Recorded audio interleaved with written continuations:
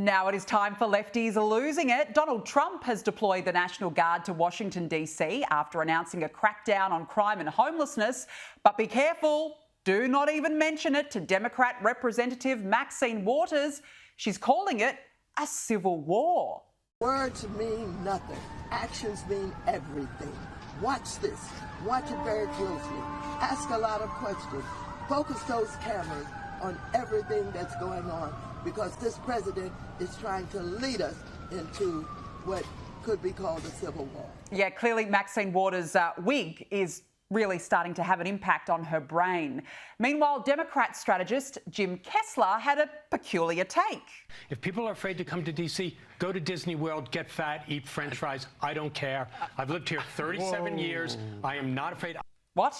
Yeah, don't worry about crime. Nothing to see here. Go to Disney, get fat. That's going to solve all the problems. Good one, Jim. And now to the Washington, D.C. protests, or should I say funeral procession? D.C. is our home. You can have it Trump. D.C. is our home. You can have it Trump. Is that not the most tragic and dull-looking protest you have ever seen? DC is our home, you can't have it, Trump. I mean, all of this just to stop the crime cleanup. It's so tragic, the organisers don't even know what the heck they're trying to say. When we say we won't go, that means we're not going into those mass incarceration, into their prisons and enslavement. We won't go into their ICE, what do you call his beautiful centers that he got. We won't go to where alligators live. Hell no, we won't go. Yeah, you could really see that moment tick over, can't you, in her head? She's trying her hardest. She's trying her hardest, but she's got absolutely no clue whatsoever what she's on about. In fact, it is so bad, the protesters even turned on each other. Leave here! Leave here! Leave here! Leave here! Leave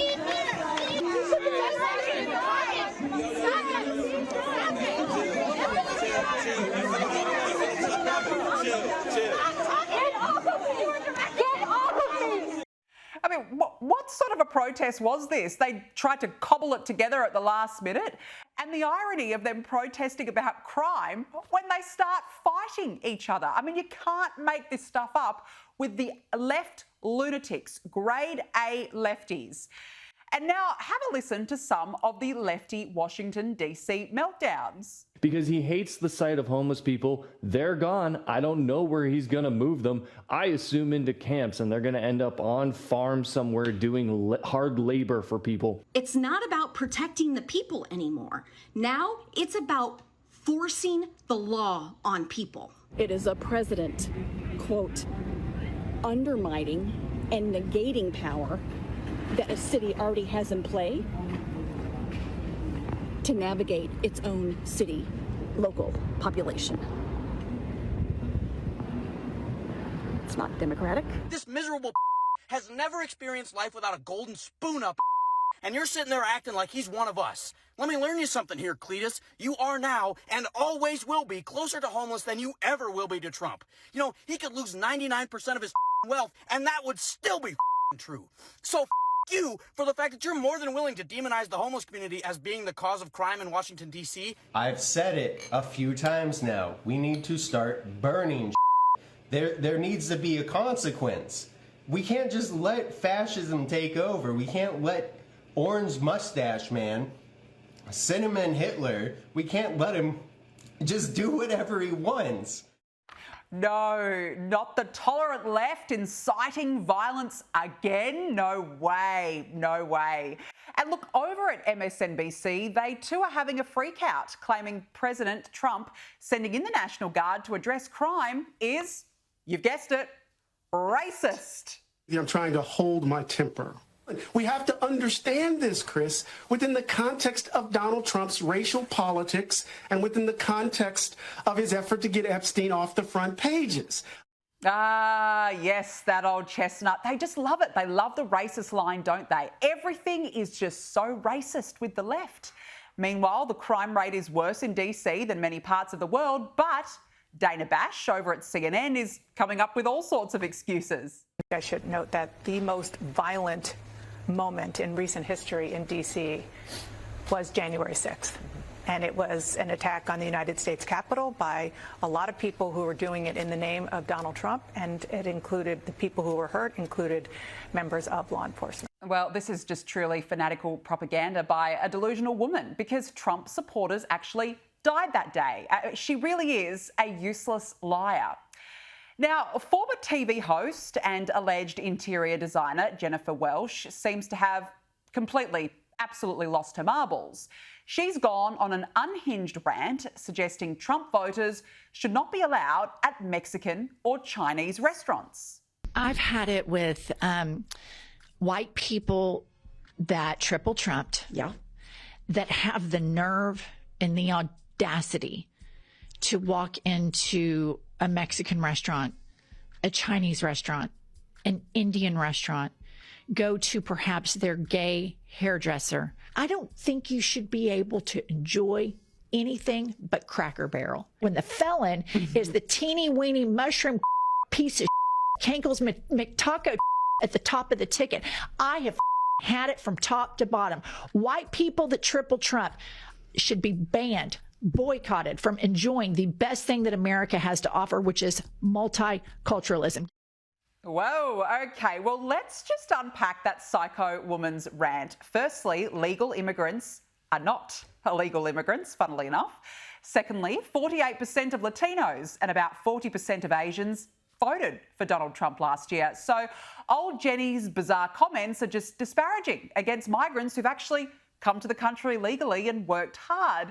And thirdly, as for Cracker Barrel, she's clearly never been. Jennifer, Jenny, Jen, whoever you are, you really are the perfect example of a white, unhinged, sad, liberal woman. You poor thing.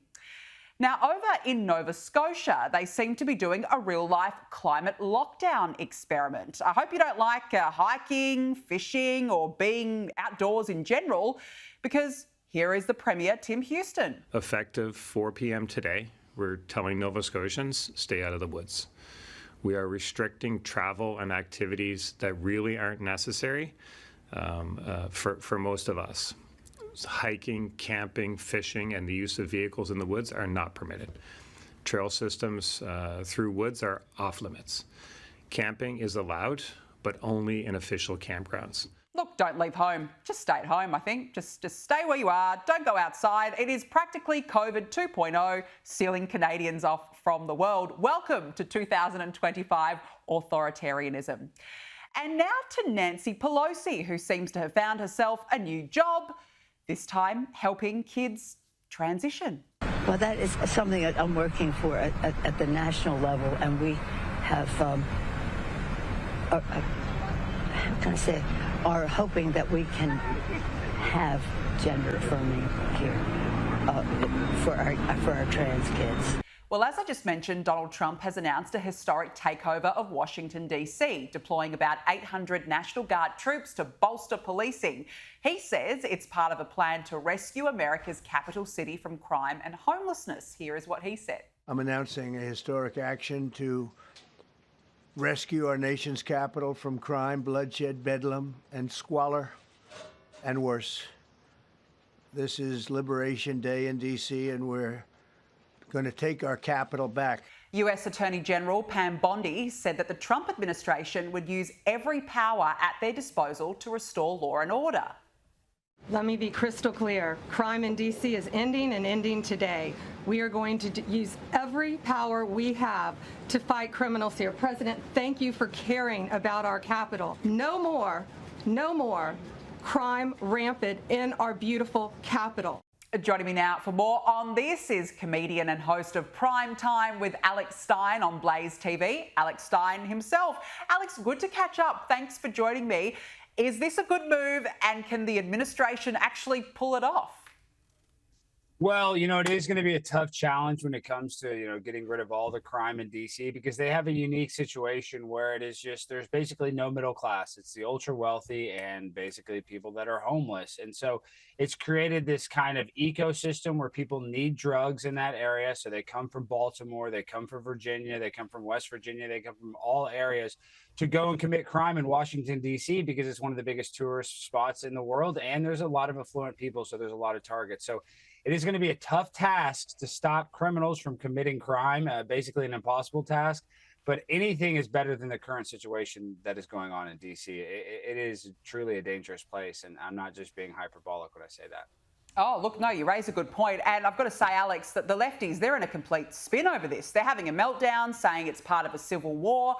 But have they actually looked at the crime situation? It's so bad, you can't even wear a backpack into the supermarket anymore under the rules. Have a look. Starting today at 12 giant grocery stores in D.C. and Maryland, if you have a bag over 14 inches, you cannot take it inside the store. So what does that look like?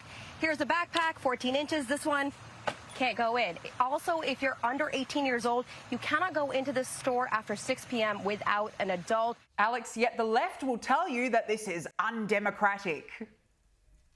And, I see them constantly arguing during COVID, every person on the left wanted to wear a mask, but now in D.C., which is obviously a traditionally liberal place, now you can't go into a store wearing a mask because they think you're going to rob the place. So maybe that's why they're mad, because they can't wear their COVID masks around. So this is a serious problem. That's why you can't take a big backpack into a store, because people are stuffing it with junk and, running out of the store. So I think the left are these crazy, loony leftists that actually are cheering for crime, that don't want Donald Trump to make it safer.